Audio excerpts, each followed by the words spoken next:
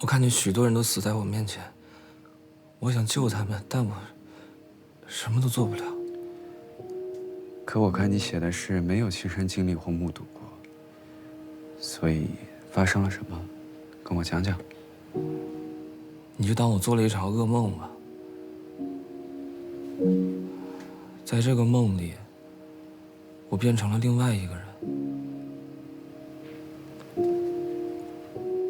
我明知道他的经历跟我毫无关系，但那些感受、那些情绪，就都那么真实。